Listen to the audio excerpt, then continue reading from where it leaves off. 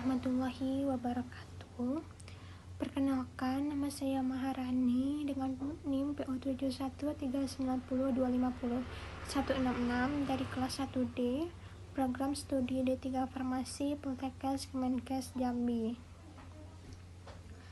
Pada video kali ini saya akan membahas laporan praktikum Fisika Farmasi dengan judul Pengaruh Penambahan Surfaktan pada Kelarutan.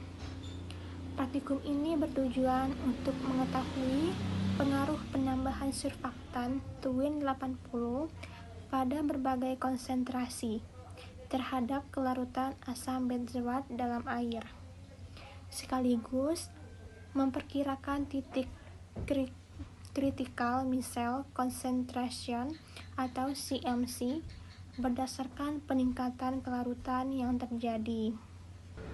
Pendahuluan dan konsep dasar. Kelarutan merupakan kemampuan suatu zat untuk larut dalam pelarut tertentu hingga mencapai keadaan jenuh. Dalam bidang farmasi, kelarutan sangat penting karena mempengaruhi absorpsi, bioavailabilitas, dan efektivitas obat. Tidak semua zat mudah larut dalam air. Salah satunya contohnya asam benzoat. Asam benzoat memiliki gugus karboksilat yang bersifat polar. Tetapi struktur cincin benzennya dominan nonpolar, sehingga kelarutannya dalam air relatif rendah. Banyak faktor yang mempengaruhi kelarutan suatu zat, antara lain yang pertama pH, suhu, jenis pelarut, ukuran partikel, konstanta dielektrik, dan adanya zat tambahan seperti surfaktan. Pada praktikum ini digunakan surfaktan Twin 80. Surfaktan adalah senyawa yang memiliki dua gugus sekaligus, yaitu gugus hidrofilik yang suka air dan gugus lipofilik yang suka minyak. Karena memiliki dua sifat tersebut, surfaktan mampu mempertemukan zat yang sukar larut dalam air agar dapat terdispersi lebih baik. Twin 80 termasuk surfaktan non-ionik dengan nilai HLB tinggi, sekitar 15, sehingga bersifat hidrofilik dan mudah larut dalam air. Konsep surfaktan dan micelle. Ketika surfaktan ditambahkan ke dalam air pada konsentrasi rendah, molekul surfaktan akan berada sebagai monomer dan mulai menurunkan tegangan permukaan air.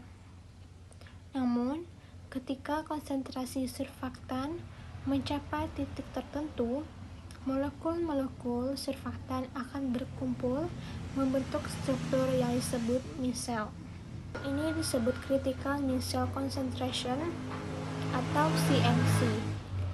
Di dalam micelle terdapat bagian hidrofilik yang menghadap keluar, sedangkan bagian lipofilik menghadap ke dalam. Inti micelle yang bersifat hidrofobik inilah yang dapat menjebak molekul asam benzoat sehingga asam benzoat menjadi lebih mudah larut dalam air. Jadi, peningkatan kelarutan oleh surfaktan terjadi melalui dua tahap. Yang pertama, di bawah CMC, surfaktan hanya menurunkan tegangan permukaan sehingga peningkatan kelarutan masih kecil.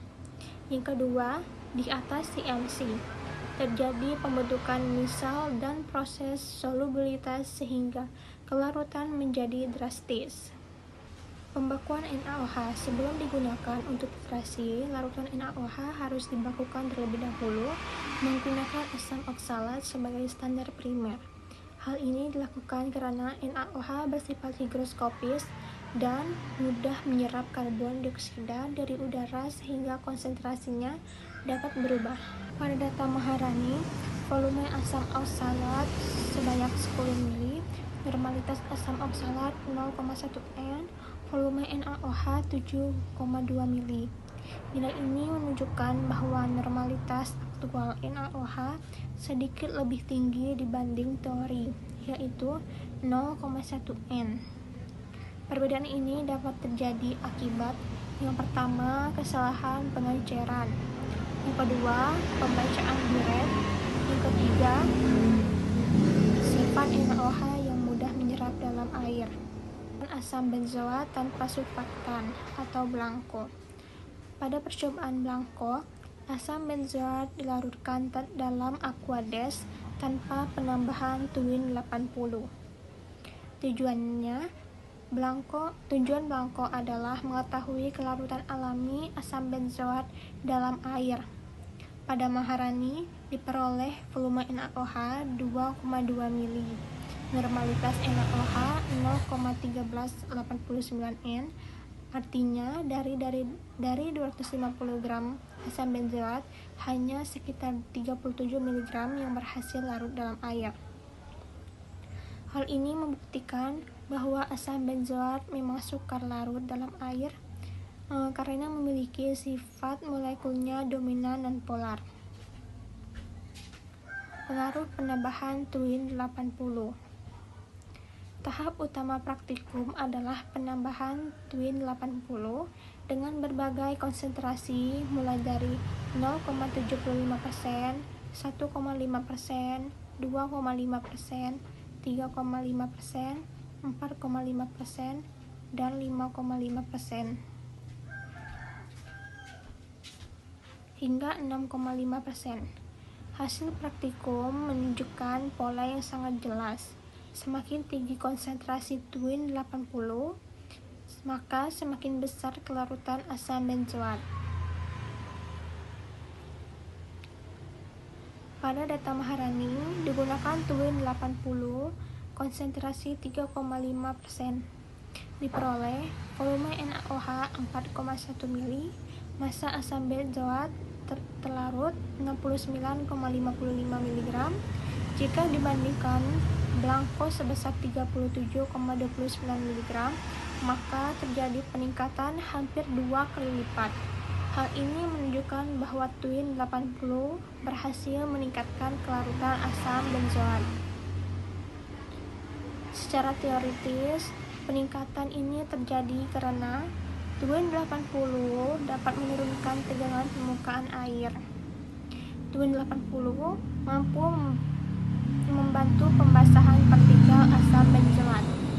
Twin 80 mulai membentuk misel yang mengikat molekul asam benzoat.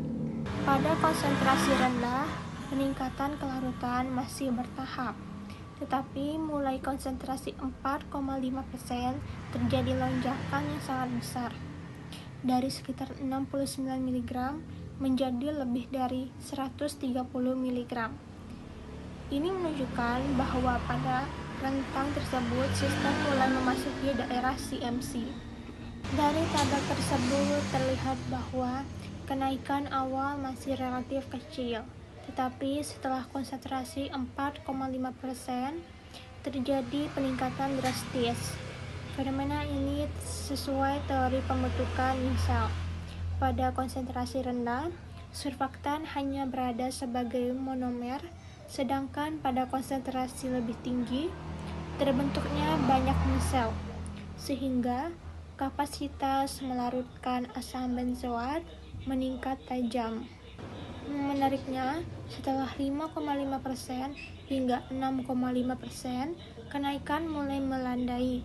Hal ini menunjukkan bahwa sistem mulai mendekati keadaan jenuh misel. Perbandingan dengan literatur. Menurut literatur, CMC Twin 80 sebenarnya sangat rendah, sekitar 0,0015% hingga 0,0025%. Namun, pada praktikum ini, peningkatan kelarutan yang signifikan baru terlihat pada rentang 4,5%. Hal ini tidak berarti hasil praktikum salah. Perbedaan tersebut dapat dijelaskan oleh beberapa faktor. Yang pertama, praktikum ini tidak mengukur CMC secara langsung menggunakan metode tegangan permukaan atau konduktivitas. Kedua, yang diukur adalah peningkatan kelarutan efektif asam benzoat. Yang ketiga, asam benzoat memiliki sifat semipolar sehingga memerlukan jumlah misel yang cukup besar agar dapat terlarut optimal. Oleh karena itu, efek nyata baru terlihat pada konsentrasi surfaktan yang lebih tinggi. Analisis kesehatan praktikum. Beberapa faktor yang dapat mempengaruhi hasil praktikum antara lain. Yang pertama, kesalahan penimbangan tuin 80 karena tuin 80 berbentuk cairan kental dan lengket. Yang kedua, penyaringan tidak sempurna. Partikel asam benzoat yang belum larut mungkin ikut terfiltrasi. Yang ketiga, kesalahan membaca buret, terutama akibat paralaks. Yang keempat, perubahan suhu, kelarutan meningkat pada suhu yang lebih tinggi. Yang kelima, waktu pengadukan yang berbeda. Kontak surfaktan dengan asam benzoat mungkin tidak seragam antar kelompok. Kesimpulan, berdasarkan praktikum, dapat disimpulkan bahwa tuin 80 mampu meningkatkan kelarutan asam benzoat dalam air secara signifikan. Semakin tinggi konsentrasi surfaktan, semakin besar jumlah asam benzoat yang larut. Pada konsentrasi rendah, peningkatan kelarutan masih kecil karena surfaktan hanya menurunkan tegangan permukaan. Pada konsentrasi lebih tinggi, terjadi pembentukan misal sehingga kelarutan meningkat drastis. Rentang CMC pada sistem praktikum diperkirakan berada antara 3,5% hingga 4,5% karena terjadi lonjakan kelarutan yang signifikan.